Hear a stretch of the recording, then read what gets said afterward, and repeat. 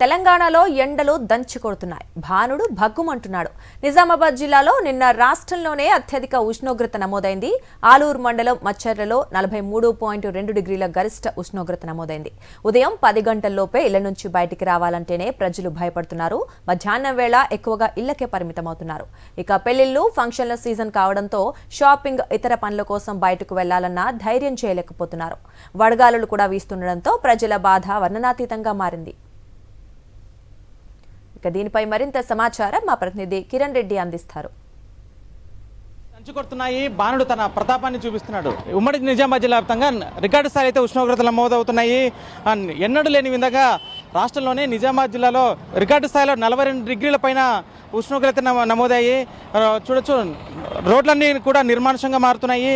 Curfew వాతావరణంతో తలపిస్తున్నాయి. కొంత April 2 వారంలోనే ఇలా ఉంటే మే నెలలో మరింత పెరిగే అవకాశం ఉందని అయితే అధికారులు చెప్తున్నారు. ఇటు వాతావరణ శాఖ అధికారులు చెప్తున్న పరిస్థితి.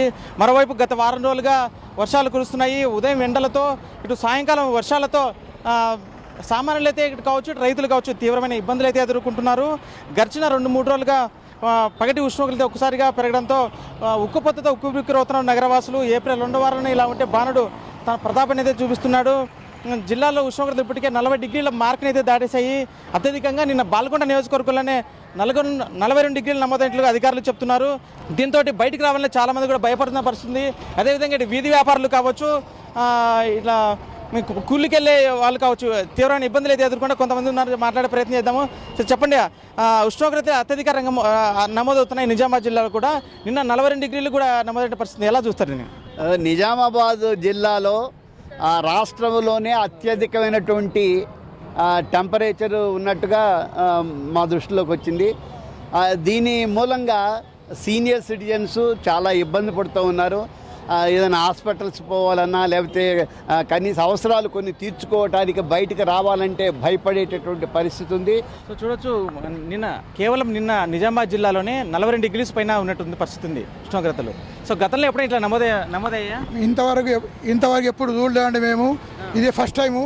ఇప్పుడు 8-10 గంటల వరకే ఎండలు బాగా ముదురుతున్నాయి. ఇక్కడ ఆ ఎండ నుంచి బయట రావాలంటే అన్ని కట్టుకొని మేము సేఫ్టీకి వెళ్తున్నాము. ఇక్కడ రోడ్ల మీద వాటర్ కానీ అసలు స్పెషల్ చల్లడి నీళ్ళు పెట్టలేదు. ఎవరైనా గవర్నమెంట్ తరఫు నుంచి చల్లని పానీయాలు అసలు పెట్టి పబ్లిక్ ఇచ్చేస్తే బాగుంటుందని ఆలోచిస్తాం.